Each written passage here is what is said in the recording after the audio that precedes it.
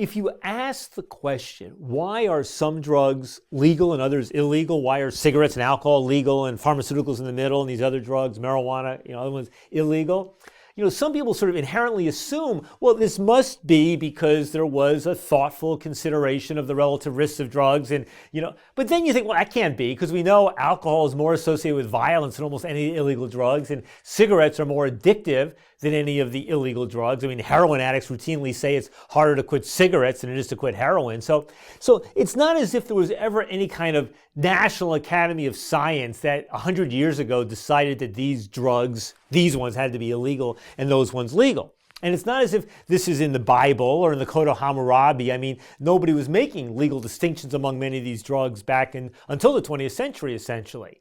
So if you ask how and why this distinction got made, what you realize when you look at the history is it has almost nothing to do with the relative risks of these drugs, and almost everything to do with who used and who was perceived to use these drugs, right?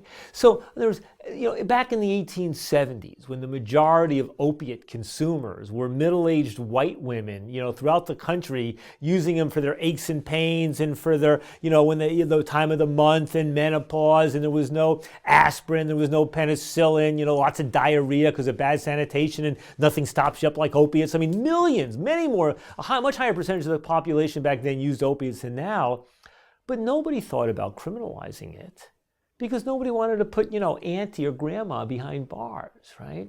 But then when the Chinese start coming to the country in large numbers in the 1870s and 80s and, working on the railroads and working in the mines and working in factories and and then going back home at the end of the night to smoke up a little opium the way they did in the old country, the same way white people were having a couple of whiskeys in the evening. And that's when you got the first opium prohibition laws in Nevada, in California, in the 1870s and 80s, directed at the Chinese minorities. It was all about the fear, what would those Chinamen with their opium do to our precious women, addicting them and seducing them and turning them into sex slaves and all this sort of stuff. The first anti-cocaine laws were in the South in the early part of the 20th century, directed at black men working on the docks, and the fear, what would happen to those black men when they took that white powder up their black noses and forgot their proper place in society, going out. First time anybody ever said that, cops needed a 38 would not bring down a Negro crazed on cocaine, you needed a 45. I mean, the New York Times, the paper of record reporting this stuff as fact back in those days.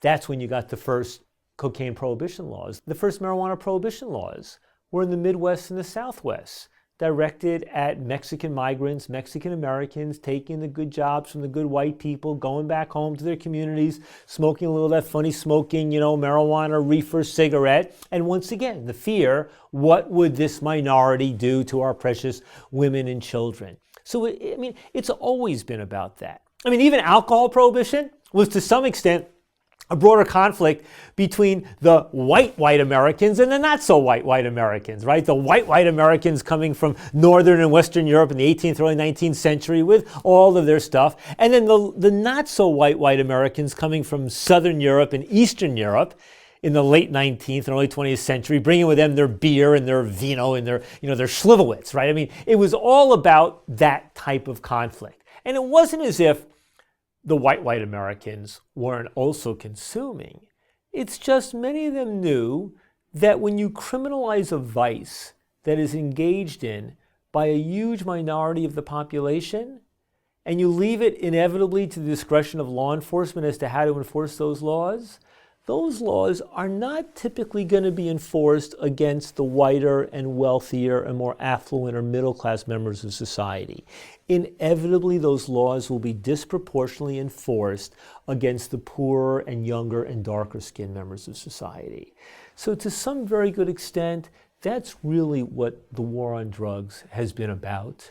When people talk about it as the new Jim Crow, in this wonderful book by Michelle Alexander with that title, it's about understanding that The war on drugs is not just about race, and it's not just about targeting black and brown young people, because God knows, millions of white people have been swept up in the war on drugs as well. But it is disproportionately and overwhelmingly about that, from its origins to its enforcement to who gets victimized today.